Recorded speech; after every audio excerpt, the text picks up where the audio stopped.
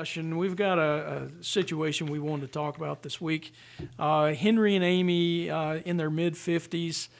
Both have kids by previous marriages, but they were married later in life, and both have come into the marriage with a majority of their retirement funds in their respective 401ks.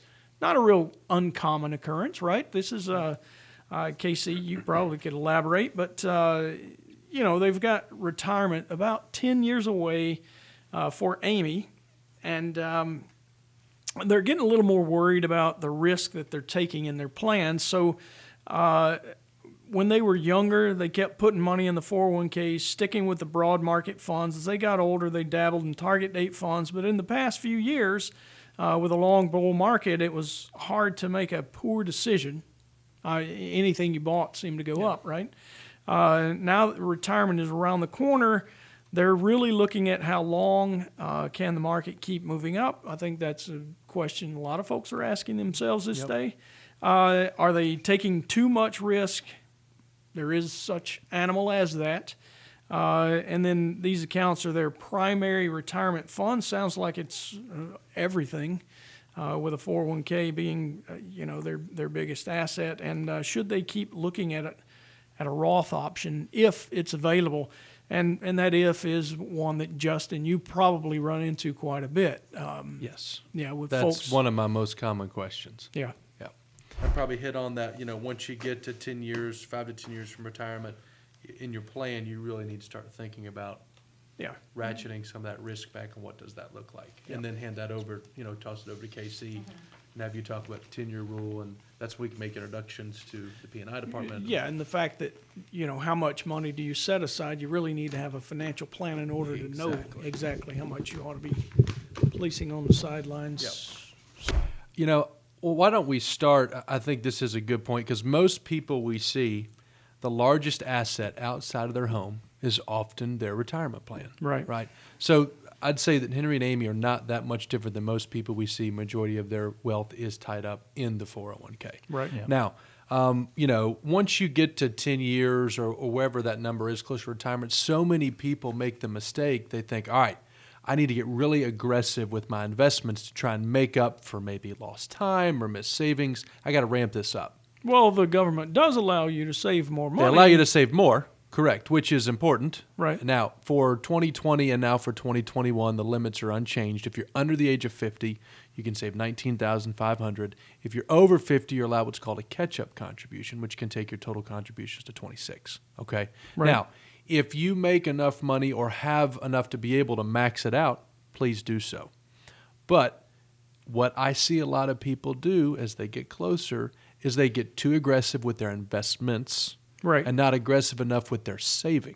Right. Yeah. So instead of trying to make up for lost time or save more money, instead of trying to just save as much as they can to get to the max, they may get too aggressive and pick a small cap fund or a national fund, and then they get burned. Do you see any of that, Casey? Yeah, I do, and I think that you make a great point. The savings in anything, the investments can only do so much for you, and more important than trying to juice your returns is to save as much as you can. That's where you're going to get. Plus, if you get an employer match or a profit sharing contribution, I mean that's free money, so you might as well take advantage just of that. on top, right? Right, Cherry on top.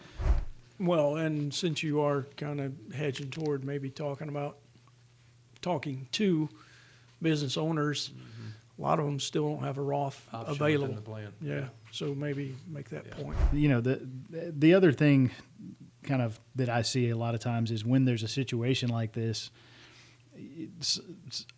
a lot of this money is probably pre-tax. Mm-hmm. They mentioned the Roth in here. If that's an option available to them, they may want to consider saving some of that money to a Roth just to diversify. We talk about diversification all the time with the investments, but it's also important to diversify your tax location and make sure that you've got, some pre-tax money, some Roth money. I mean, let's face it, interest or tax rates are probably not going lower.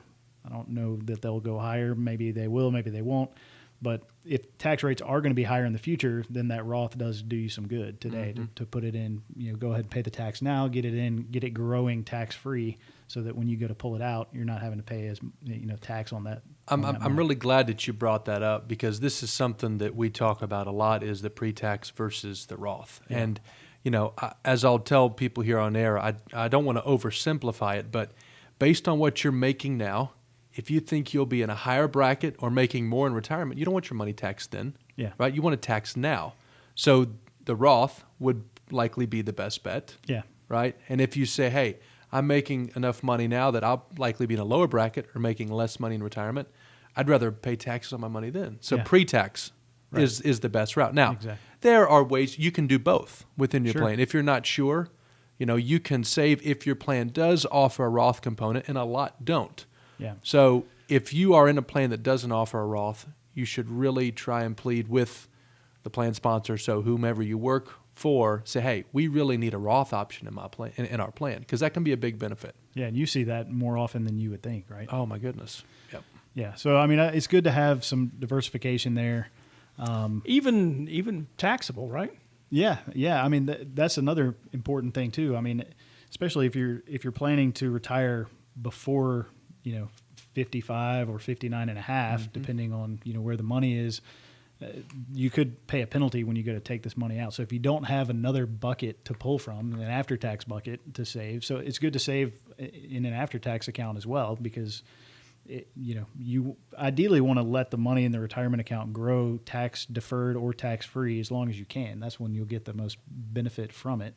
And then you mentioned earlier, Justin, about not knowing. A lot of people say, how am I going to be in a higher tax bracket when I'm retired because I'm not working anymore, I don't have any more income? Well, your investments actually can cause you to have income. That's exactly right. And so, that pre-tax money at 72 now, it used to be 70 and a half, now at 72, you have to start taking mandatory withdrawals from your 401k, IRA, whatever, your pre-tax dollars, so that the government can get their tax money. Especially for a lot of our younger listeners on the phone. Yeah. I mean, if you're in your 20s and 30s when you're making less than you likely will when you're in your 30s, 40s, and 50s, this is the time to save that Roth money, because you're in the lowest bracket right now that you will likely ever be in. And if you save, you think about it, if you make $40,000 a year, you save from 25 to 65. Yeah. All right, and you assume 8% on that money, that's over $1.5 million by the time you retire. Right. So that's a big deal. Yeah, the magic of compounding it's crazy. is on your side. The younger you are, the faster you start, the better off you're going to be. Yeah, so saving anything, I mean, even Henry and Amy are only 10 years away from retirement or so, but, the younger you are, even if you can save $1,000 a year, or every little bit, $100 a month, whatever, yeah. Every little bit is gonna be compounded, and that's huge. And the other thing is, the business doesn't understand their responsibility to the They're at employees. risk. Of Big course, time with especially if you're not So when getting. you can bring that fiduciary knowledge back to Just drop it on them. drop it. Boom. That's right. You why you are a need to hire fiduciary a and didn't even know fiduciary. it. That's right. Well, fiduciary. I'm not a fiduciary. No, you are. Department of Labor says otherwise. Yeah. Well, the employer is supposed to be the one Yeah. responsible for Who's watching out for monitoring the your employee. investments? The fees that principal's charging them and the plan are Yeah. ridiculous. Conveniently can be read. Guys, we were talking about 401k. Got a couple who are nearing retirement, a little bit concerned about the risk being taken in their portfolio. Justin, you've made the point that you often see people trying to stretch a little bit, get a little riskier at the end of their work career, trying to make sure that they have saved enough. Not really the plan. That's not a good idea. Although saving more would be an absolutely awesome idea, right? Correct. Yeah, so Yep. put more to work. And if you're young and you think, oh, well, this is just a bunch of old people talking about stodgy things to do. Well, first of all, you guys aren't old. I'll take it myself. I'm a little old, just a little. But the fact is, if you start saving while you're young, you will be so Compounding. much farther ahead late in life, especially for retirement. You're going to really appreciate the fact that you had done that. Well, it comes back to the rule of 72. We talk about this a lot, but if you start saving in your 20s and by the time you get to 50, if you have a couple $100,000 saved up, if you get a 7% return annualized for 10 years, your money doubles every 10 years, right? Yeah. So by the time you go from 50 to 60, 60 to 70, you get 2 doubles in there. Yeah. And that can really make a big difference. Yeah. Absolutely huge. Yeah, no doubt.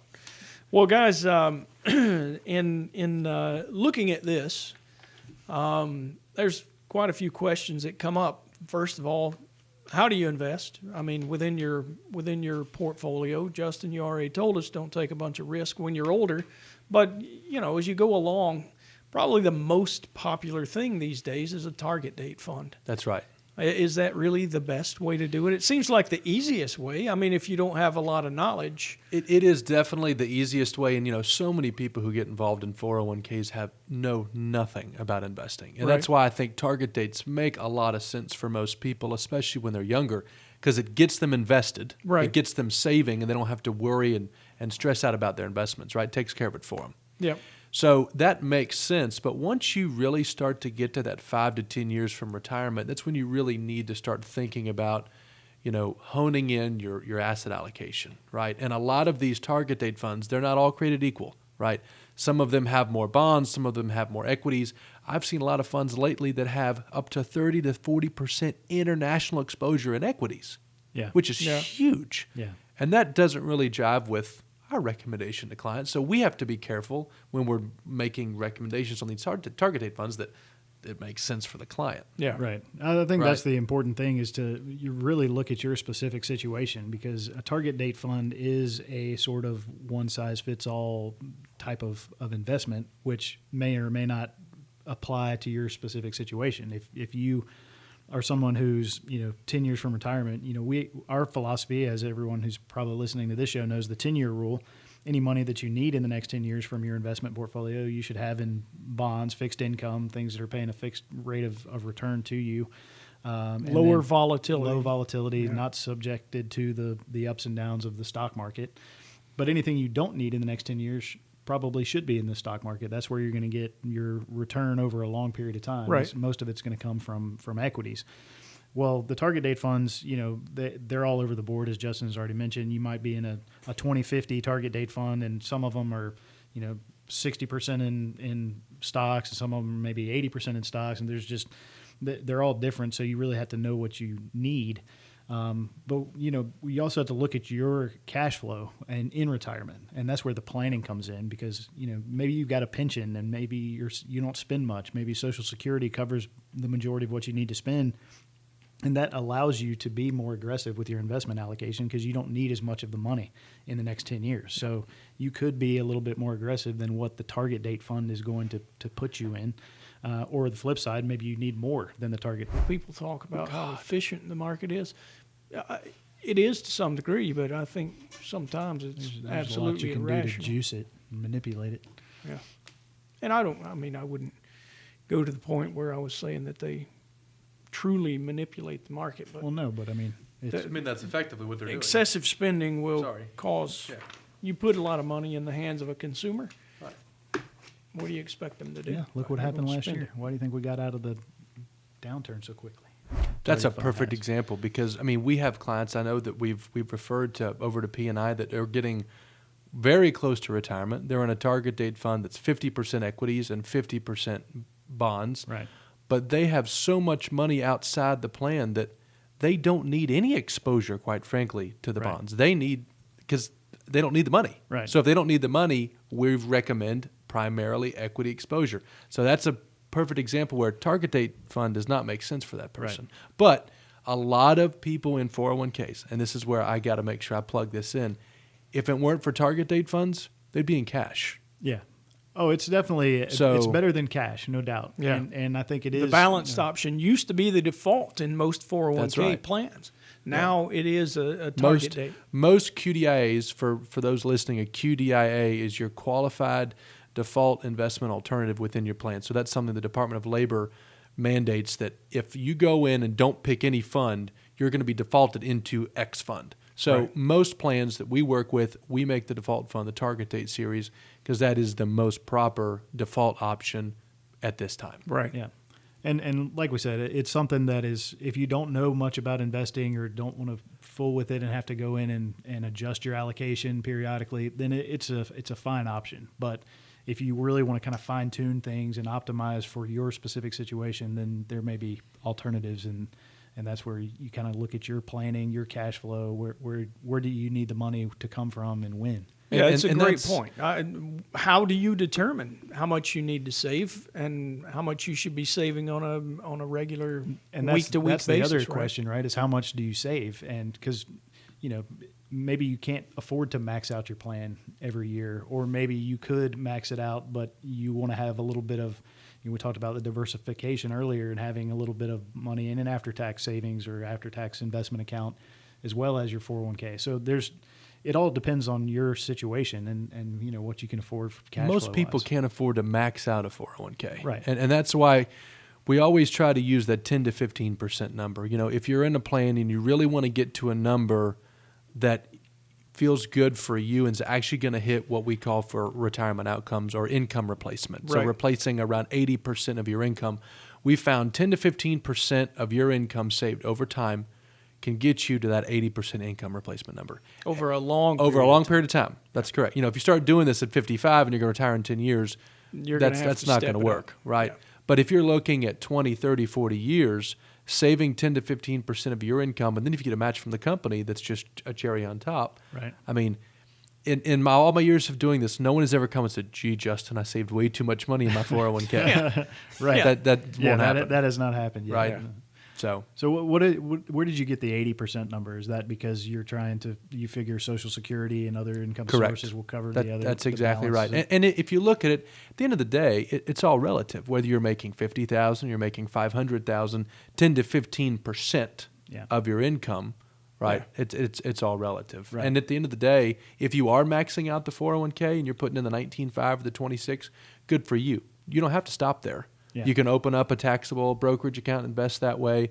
But a lot of people will say, well, if I no longer work for this company, can I still contribute to the 401k? The only way you can contribute to 401k is through payroll deduction. That is it. Right.